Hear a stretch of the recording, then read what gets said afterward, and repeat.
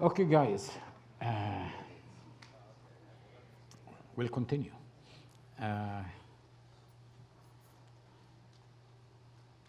if any one of you has any question, just either write it or we can take like 10 minutes answering your questions about what we said, or if you want me to continue and then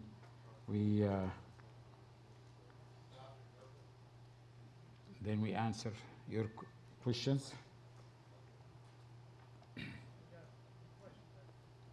Go ahead. Somebody said something. Did you want questions now or later? Do you want questions now or later? Now or later? If it's for the last thing, yeah, we can. You can ask now. What is the appeal of Islam, or is it just because people are born into it that they feel that way? Well, can we have mic just for everybody to hear? Yeah. Anyway, anyone is born in Islam, he's a Muslim, you know, and as I said, like when we understand Islam is a spirit, so if Did you hear my question? again, Okay, my question is, what is the appeal, and is it just because people are born into it, and it's such a large, religion? Is it a religion of love like Christianity is? I mean, some people say it is, some people say it's not. So what's the appeal? Okay, that's a good question. Well, if the origin of Islam, as they say, because we as Christians, we can say anything, or like we can say whatever we believe in. But when you talk about what they say, this will be kind of like a valid thing. What they say is that Islam is given to Muhammad by angelic being, which they describe, as I said, how Muhammad received this revelation, and from how Muhammad received this revelation, you can definitely understand. And from their point of view, they call it epilepsy, but it is not epilepsy, because it's a spirit. And as I said, when they describe how Muhammad gets the revelation and how he sweats and how he bites his tongue from their point of view, and how foams comes out of his mouth and all these things, and this is the way that he gets the revelation. So and for me, used by God to deliver spirits, I can see this. It's a spirit, So when a Muslim just born in a Muslim family, from a Muslim mom and dad, or mom or dad, now it's a spiritual thing. He, as a kid, I believe that the kids of the Muslims are exactly like the kids of the Christians. They didn't do sins, and Christ paid for their sins in the cross. How many believe that? Not because they are Muslims' kids, because they are kids. They didn't do right or wrong. So if they die before they, really commit sins, they will go to heaven, and they will play with my son, the little one that, went to heaven, because we are going to heaven because of the work of the cross. But when you live in a Muslim family under the spirit of Islam, and you start to act and you start to, live your life as a Muslim, here the spirit of Islam is controlling the life, because the dad or mom, this is the door for the house, until this kid can accept Christ. And it's not changing the religion, it's changing the ownership of whoever control the Muslim when he comes to Christ. I remember one time so let me finish answering your question. So if you are a Muslim, because this is one of the tricks that we always swallow in this country. When we talk about Muslims, when we talk about spirit of Islam, they feel like, but there are good Muslims. There are good Muslims. They are peace-loving Muslims, and there is nothing wrong with them. In my opinion, in my theology, there is no good Muslims and bad Muslims. There is no good Christians and bad Christians. In the beginning, we have to say there are Christians and non-Christians. There are Muslims and non-Muslims. Under the Christian, we have the Christian that goes by the Spirit, and the Christian that go by flesh, whatever you want to call them, like bad Christians, good Christians, but they are Christians. So when we apply this for Muslims, we have Muslims and non-Muslims. So in the Muslim community, some of them, they never read Quran. They have nothing to do with Islam. They are not dedicated to follow anything in Islam. That's what we swallow as good Muslims. Why? Because they don't practice Islam. They don't apply whatever the Quran says. But as soon as they start to apply one of the 10 items that I was talking about in Islam, here became kind of like the Muslim, the real Muslim. Is this simple point to understand, So when you tell me like there are good Muslims, and by the way, I will read to you some of the leaders of the organizations here in America, what they say, like CARE, like other organizations, what do they say about America and the Americans? They have one principle in Islam called taqiyya. Taqiyya means like you can show something but hide another thing. If you are in a hostile environment for Islam, like Islam allows Muslims to lie if they have to. If they are in a situation that forces them to lie, they can lie and God can forgive. They allow them to do whatever is forbidden in Islam if they in a situation that somebody's kind of like putting pressure over them. That's why when they come to America, they have to be nice. They have to respect the stop signs because there are policemen, they can get them and they can find them. But the same Muslim who tries to stop in the stop sign here in America, he doesn't stop in the stop sign in Egypt. Why? Because the police doesn't, he doesn't stop them not to stop in the stop sign because anyway we don't have stop signs in these countries. So can you the difference between good Muslims and bad Muslims? The good Muslims that the Muslim that they have nothing to do with Islam. They don't read Quran. They follow nothing in Quran. If they start to read Quran and follow really Quran, we don't call them bad Muslims, but we call them Muslims. Okay? So it's not bad or good. It's Muslims or non-Muslims. Did I answer your question? Yes or no? Okay, tell me. I'm sorry? Did you answer? Did I answer? Well, I'm just curious because Islam's supposed to be the fastest growing religion in the world, is it not? Mm-hmm. Why is that? Why? I mean, if it's, as a Christian, it doesn't appeal to me, but as a non-Christian, what would make it so appealing to somebody who's searching for the truth? Well, Islam is the fastest growing religion in the world for many reasons.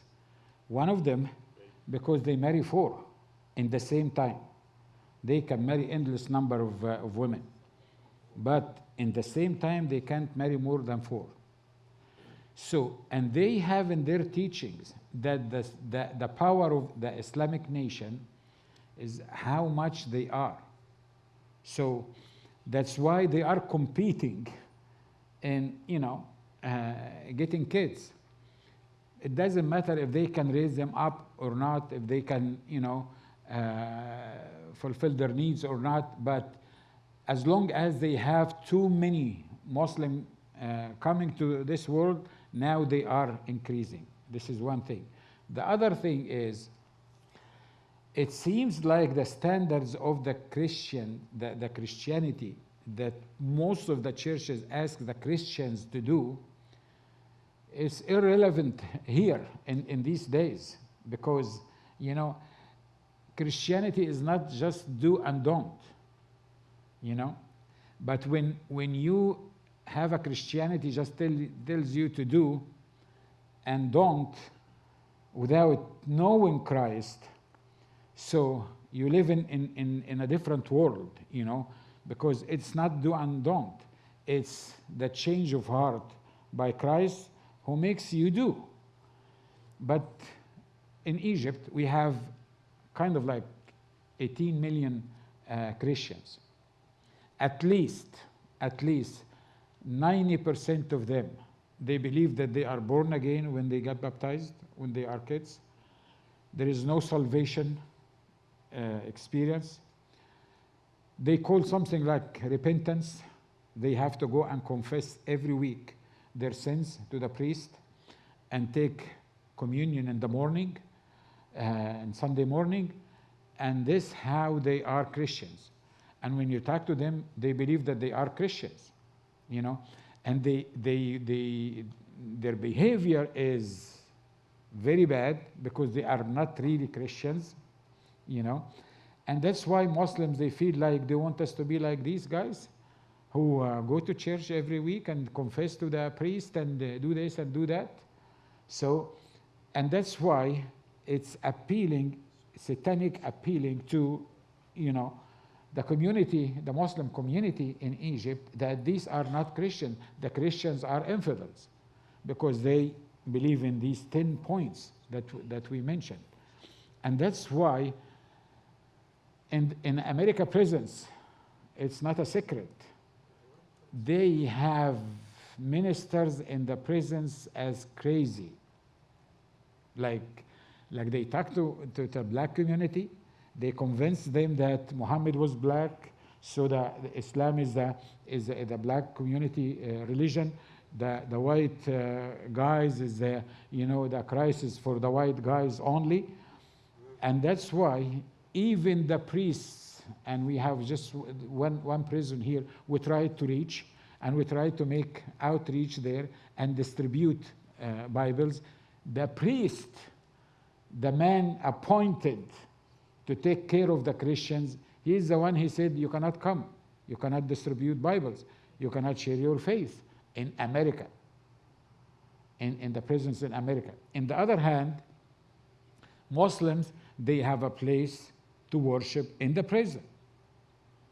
When they call for prayer, they go and pray. It's obvious in everywhere. So that's why Islam is kind of like appealing to the flesh, appealing because anybody wants like do this and don't do that. Okay, I will do this and don't do that. I'll go to Hajj, visit Muhammad's tomb, and I will pray 5 times a day, and I'm a Muslim. I'm a good Muslim, and then I'm allowed to do whatever I want. So it's easy. Islam is so easy than the Christianity that we try to do in flesh, But if we in the spirit, we have the authority, and we can. That's why we are surviving in this world, So that's why Islam is kind of like too many Muslims are, even Christians are converting to. And by the way, I didn't mean, or I don't mean to put any denomination in the spot. But one of the biggest Christian denomination in the whole world, most of the teachings that they teach, it's exactly what Islam is teaching. Islam believes that everybody will go to hell, and they will pay in hell, and then they can come out of hell and go to paradise. It sounds like one of the denominations in Christianity. You can go first, you know, burned for some time, and when I'm talking about things happening now in this El Cajon, the priest of one church for the Iraqi community, Iraqi Chaldean community, he's asking them to pay money to get their dead out of the purgatory. And then he made a deal. This is documented, guys. You can ask any one of them. He made a deal, like instead of like paying us month by month, if you pay $5,000 one shot, we will remember your dead people forever. And believe it or not, people are those who do not have the money. They borrow the money, and they pay the church $5,000 just to remember my dad every Sunday. This is the kind of Christianity that made Islam the first growing religion in the world. That's why they are the first growing. David, thank you for this teaching. It's really been great. One of the things you mentioned was that a lot of the rules and regulations of the Muslim to find somebody to be an infidel was to not be a practicing Muslim.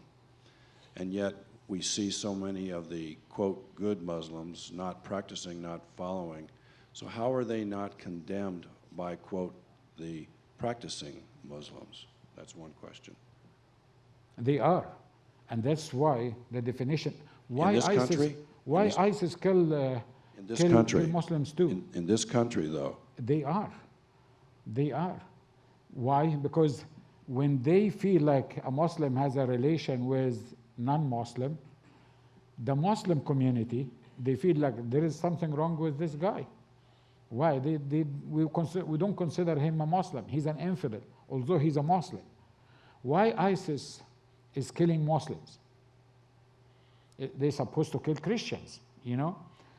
The problem with ISIS, because they don't follow these 10 points, that's why in ISIS' eyes, even Muslims are infidels.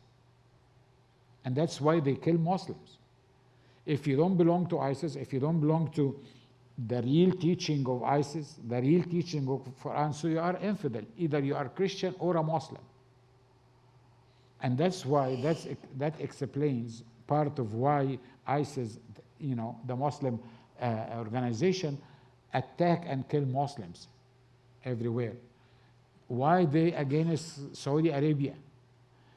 Even Saudi Arabia is one of 2 countries that apply Sharia law.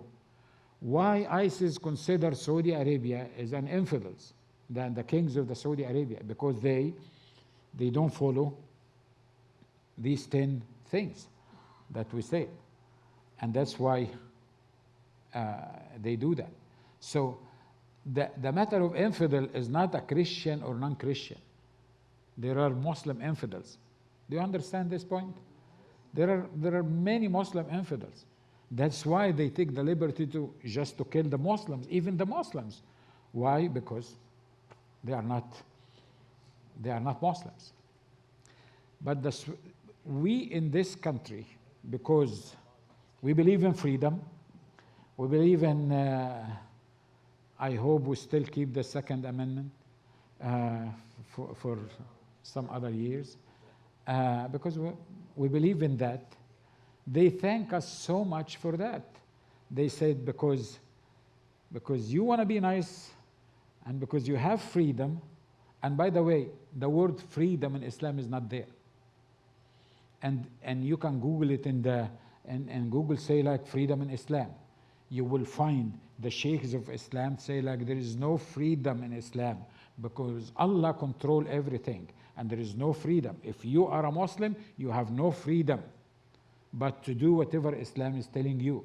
Like Islam is telling me to hate the Christians. If I don't hate the Christians, I'm an infidel.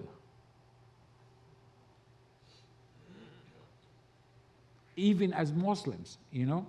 If I am a Muslim and I said like, you know what, the law in America or in France is kind of like, it's a good thing that we have to apply for us as a human beings. But the law in America, the freedom, it's against the Islamic teaching. So if we apply our laws here of the freedom in America, that means we are infidels. That explains why Muslims kill each other, why Muslims come against each other. And spiritually, one of the spirits that works in this area, Islam is a spirit of killing. Spirit of what? Killing. Murder. You know? And that's very obvious since Muhammad and how he killed his opponents. Can you imagine that one of the women wrote a poem about him, kind of despising him? He decided to kill her because she wrote a poem against him. How did he did that? He got her between two trees. This is documented by the Muslims, by the way. It's not like Christian fictions. He put her between two trees, her right leg in this tree and the left leg in this tree, and then he left the two trees to go back and he just cut her half. Every way of killing that ISIS did, Muhammad literally did. Literally everything. It's documented. I was in the TV, the TV everywhere, talking that 2 weeks ago, talking about the same subject. That everything that Muhammad did, the ISIS people, they are doing the same thing in the same way. Cutting necks, killing everywhere, many things. I see brother here and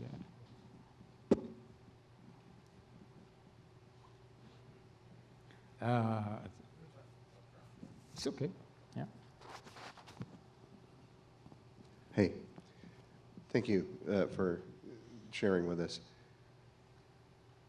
Can you tell us, as Christians, how we're to view what is a real political hot button in this upcoming election, which is the idea of the concern stressed particularly by candidate Trump about trying to close the borders because they're flooding us with radical Muslims. And there's a sort of a side question from what you're saying about that, which is, are there really anything else other than radical Muslims, or are all the people that we would want to view as nice Muslims to those in Islam right now, like ISIS, would they be considered non-Muslim? So are we really fighting the battle that this one candidate is saying we really need to be concerned about that, and how should we as Christians be thinking about this in this election? Is this something that we should be concerned about and guiding our choice in the vote? That's a good question. First of all, I'm an American now for almost 16 years. So I consider myself American. Okay? So whatever I say, I don't mean to say any negative thing. But I believe that neither of these, right or left, I believe that any one of them, this is fit in the punishment plan of God to America. I'm so sorry to say that, but I'm talking, and God is my witness, I'm talking as American. I cannot go back to Egypt. I cannot live in Egypt. I'm not allowed to go. and live in Egypt. And I love this country, and I pray for this country, and I really get mad if I hear anybody says any bad thing about America. But let me tell you something. This week, I got a prophecy from God, and I'm responsible for that. I got a prophecy from God that any one of them, it fits in the punishment plan of America. You know, this is something. The other thing is we are missing the point. The point is not a wall or like forbidding Muslims from coming. The point as a church that we are missing, that we are in a spiritual fight, either Democrat or Republicans. It has nothing to do with this. It's a spiritual thing. And even the church doesn't understand that. And when they come and pray, they don't distinguish or like discern the spirits behind that and address the spirit behind the election and behind this plan of God to punish. They just think about Republican and Democrat. Someone will do this and someone will do this. Guys, we are missing the point. We are missing the point here. And I know it's too late. It's too late. I'm not saying too late for God. It's too late for us just to wake and to pray for which one? And both of them is worse than each other. I'm talking spiritually. I'm not talking about, emails and comments about women, and it's obvious. It's obvious. The church, I believe there will be a godly remnant in the churches and in the church of Jesus Christ. The godly remnant can control many things, but it's past the time that the godly remnant can get back America to the plan of God. I'm responsible of what I'm saying, but either you accept it or reject it. We can talk about that later. But that's like my answer, which is we need to understand things spiritually. We need to stand against. Like let me tell you something happened. In one of the pastors' meetings, and I'm talking like a vague things, just not to let you concentrate and understand what I'm talking about from this meeting. From one of the pastors' meetings, you remember this guy, the Muslim guy the black guy that got shot, and Al Cajon was kind of like will be in fire because of this guy, and we were pastors. We are invited by one of the godly pastors to come and pray and see what we're supposed to do. We are about like 20 pastors, more than 20 pastors. We meet, 25 pastors, we meet every month talking about these subjects. And we got this phone call. We came together. We had one pastor, his black brother.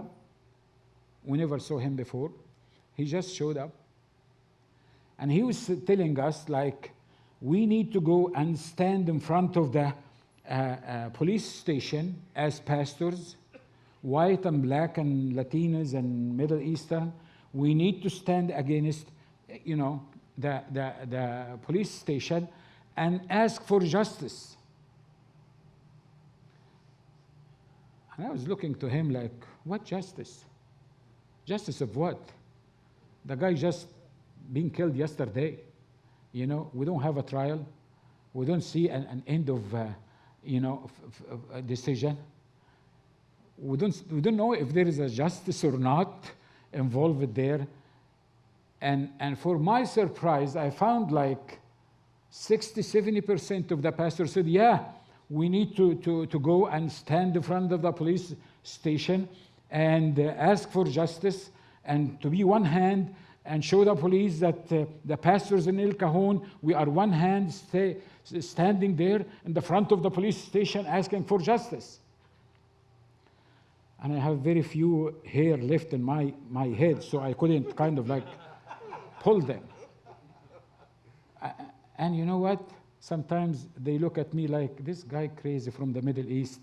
He doesn't understand America or the American mentality. That's why he's kind of like looks weird. And every time we talk about any subject, which is, I accept that, I know that.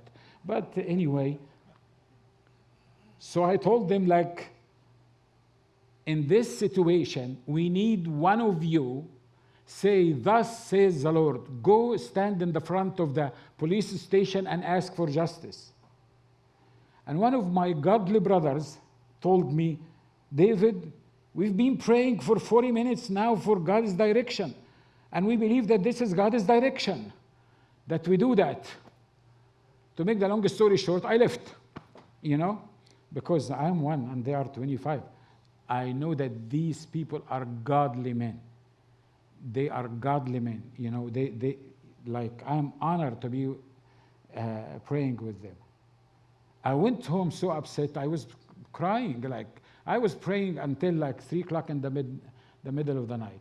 And God woke me up and he said like, listen, if you go and stand in the police station and ask for justice, this will be the biggest mistake that the pastors of El Cajon did ever. And the church will never recover of this.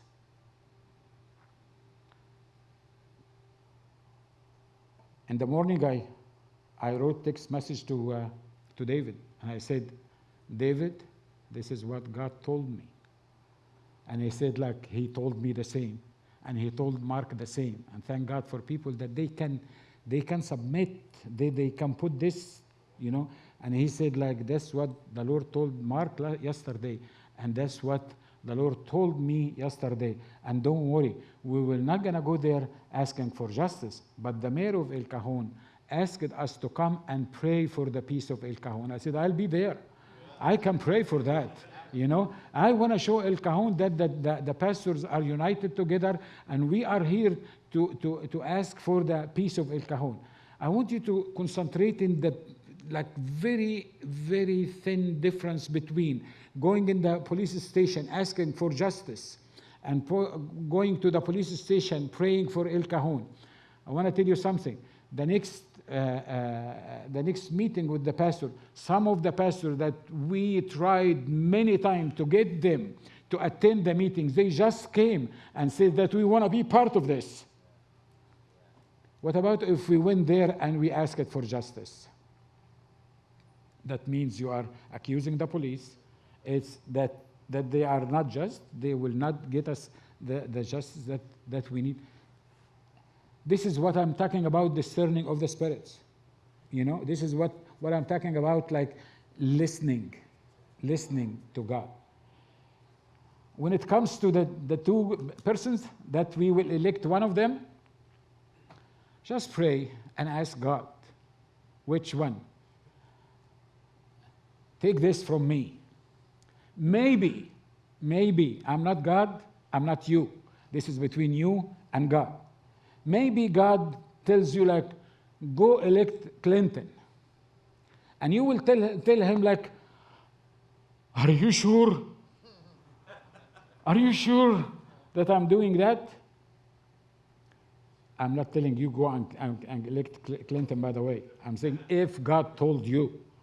Because I don't want you to get out of here. I said, yeah, do you know Pastor David? He said, yeah, he was cut even in the internet. He said, like, go elect Clinton. I didn't say elect Clinton or Trump. But I am saying with loud voice that both of them is part of the plan of punishment of America. And after 8 years, you will see the destruction that any one of them will do to America. And I pray that the church wake up and pray against that, and God can intervene at any time. Did I answer your question? I have a question kind of regarding what Russ had mentioned earlier about immigration. I mean, I hear that the Muslims consider America the great Satan. Christians are infidels. So I'm kind of curious as to why, I mean, aside from persecution where they might get killed because where they live, why would a Muslim want to come to America and even immigrate here and live here. That's the part I don't get. Well, first of all, no Muslim country accepted any Muslim refugee. They don't. Why they do? They have their own problems. They want to export them to America and Europe and Western countries. No Muslim wants to go and apply for asylum in a Middle Eastern country because he's coming from a Middle Eastern country. He's looking for America, and he's looking for the European countries. It's a big chance. And the other thing that when you look to the thousands rushing to cross the borders between the countries, you don't find like old women or women carrying like babies. You find like 99% of them are young people who can run and who can push and who can fight and go there. So this is one of the things designed by ISIS to inject the Muslims in all the Western and American countries, just to get them here. Gaddafi, 20 years ago, he said like, why do you fight Americans? Why do you go and, destroy the two towers? Go there, marry 4. I wish some of them are Americans, and get kids every year. And in 50 years, we'll take over America and the whole world. And that's exactly what's going on. You know why we don't see this? Because we have to be apolitically correct. You know why do we want to be politically correct? Because we are in a deep sleep, under the spirit of deep sleep. Why Saudi Arabia, the one that has the money and they have the desert, why they don't take some of the Muslims? Why? They have it all, more than us. Why they don't take some of them? Why America doesn't build a country in the desert for the refugees? Why do they allow them to come here? It's part of the spiritual warfare, because our fight is not with blood and flesh, it's not with Muslims. And by the way, I hope you don't get out of this hating Muslims, going to El Cajon. If you see any veiled women, you see like, yeah, David was talking about them, No. Please discern and separate between the spirit of Islam and the Muslims. The Muslims are acting by the spirit of Islam. Our fight is not with Muslims, with the spirit of Islam. We need, as a body of Christ, to understand what's the spirit of Islam. And when you understand what's the spirit of Islam, you will come against the spirit of Islam, at least in El Cajon. By the way, why El Cajon? El Cajon is the darkest city ever in the United States when it comes to immigrants and Muslims and even some of the Christians. You need to understand something. Witchcraft and magic, it's part of the life of the Muslims. It's part of their lives. They don't look at it as magic and witchcraft.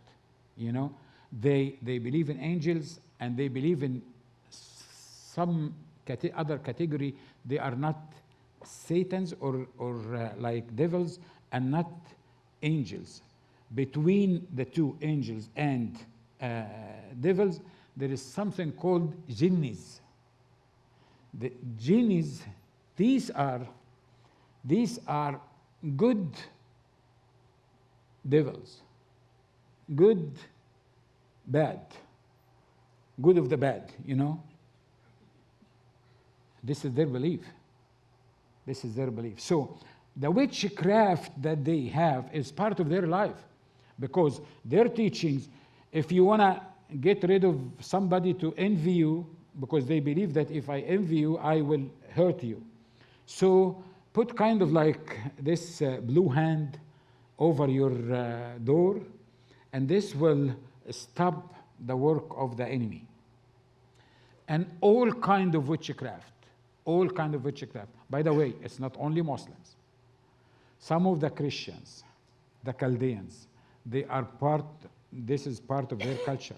If they have nothing to do with witchcraft, they drink the coffee and just stir it up in the end and put the cup like this, and then they read your fortune. This is the thing that they don't feel like this is witchcraft or like, something has nothing to do with the spirits. So that's the easiest way, So almost every house, either from those or those, you find kind of like witchcraft. And they are all invited to El Cajon to come. I'm not trying to scare you, but to be honest, I'm trying to scare you.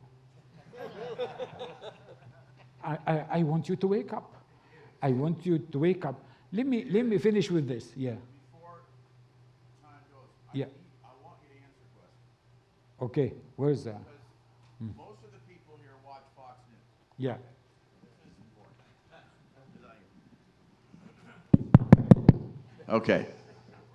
Most of the guys in here are watching Fox News, and Yeah. they parade these guys that are, quote, good Muslims. And they always talk about the peace of Muslim. I mean, always talk about the peace of Islam. And all those other guys really aren't representative Muslims. That they really aren't practicing Muslims. And I've done enough reading that I think these guys. I mean, there's even mosques that are preaching peace and all that. So I'm still a little confused about it, because what I understand is that these guys are only looking at what Muhammad said in the early part of his life, while he had to live among Christians and Jews, while the radical Muslims are concentrating on what Muhammad said on the later part of his life when he was conquering. Do you want to comment on that? Because if you hear these guys speak on Fox News, they condemn their fellow Muslims. They are absolutely condemning them and saying that they're misrepresenting Islam, and that Islam is their form of Islam is an Islam of peace. And they're saying that it's kind of like we have different strains of Christianity. There's a strain of Islam that is a peaceful one. I don't believe that.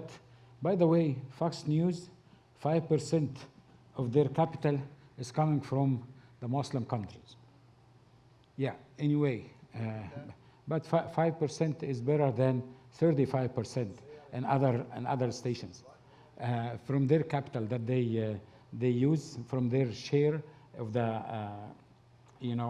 money that they use is coming from Saudi Arabia. Anyway, the point is, I divide Muslims to practicing Muslims and non-practicing Muslims. If they try to practice Islam by any means, if they try to apply anything in Quran, they will be fanatic Muslims. When we see in Fox News some people, they said, no, this is not the version of Islam. I was talking about that, as I said, like 2 weeks ago. And I said, can anybody tell me, like, where is the nice version of Islam? Everything that you do said, like, this is not Islam. But I can trace it to Muhammad. And anybody can trace it to Muhammad. If the killing is not from Islam, but Muhammad killed many in his life. This thing is not Islam. This is lie, guys. And they know that. They know that.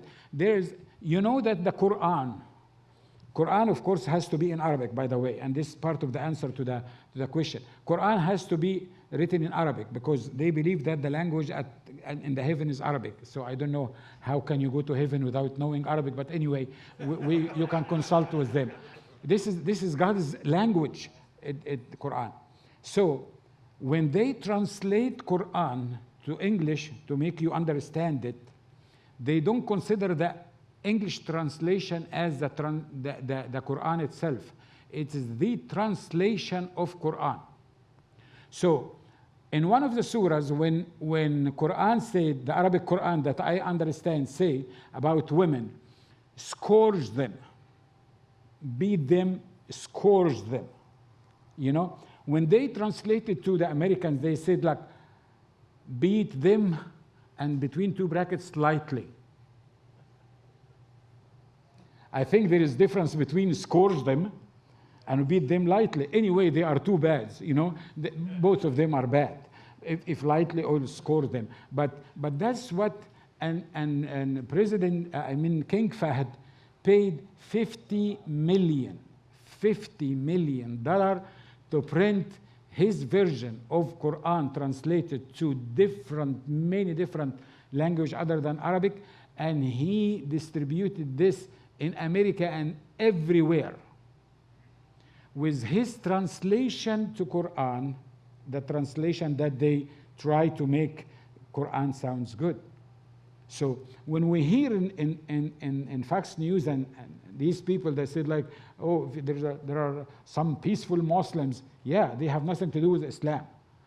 They never adopted any doctrine of Islam, and most of them they don't even know.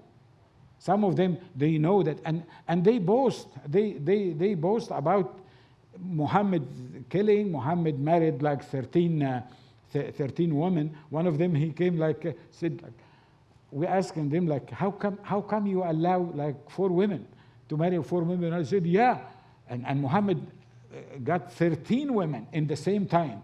So how come the prophet who tells you like only 4 women, he got 13 in the same time? He said like, because he's a prophet.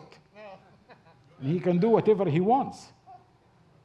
This is the logic. This is the spirit of deep sleep that controls them and control everybody. So don't believe that there are good Muslims and bad Muslims. I believe there are Muslims and non-Muslims. Who is a Christian? When I say that, we don't have good Christians and bad Christians. We have born-again Christians, live by the Bible ethics and principles, and we have other Christians named... So this is helpful to me. So these guys that they're parading around are reading this dumbed-down version of Quran that's been diluted, or you know, washed so it doesn't look so bad. Okay, thank you. And in the same time, we are in this society. Some of the Muslims, some of them, they use their brains. They know that, why do I follow the teachings of Quran in America? You know, why don't I go and enjoy the beach? And any Muslim that goes and enjoy the beach from the Islamic point of view, he's an infidel. Why? Because he's looking to women without veil. I'm not saying without, no, I'm saying without veil. So this is, it doesn't make sense. I don't know how much time I have. I'm done. I hope you got, well, I promise that I will email one of you, either, I think you are easier in that.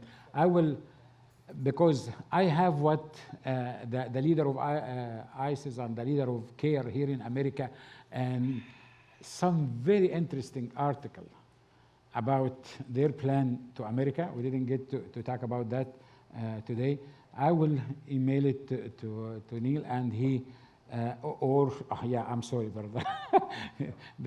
I'll email it to Kevin, and if you want a copy, I think he can send you a copy of that, and you will see the people, the leaders of the Muslims in America, how they saying that we have to take over America. We have a plan to take over America. Thank God for America. Thank God for the freedom that we still have. Thank God that we still have churches to come to. And I pray that we'll never miss this freedom. Thank you, Jesus.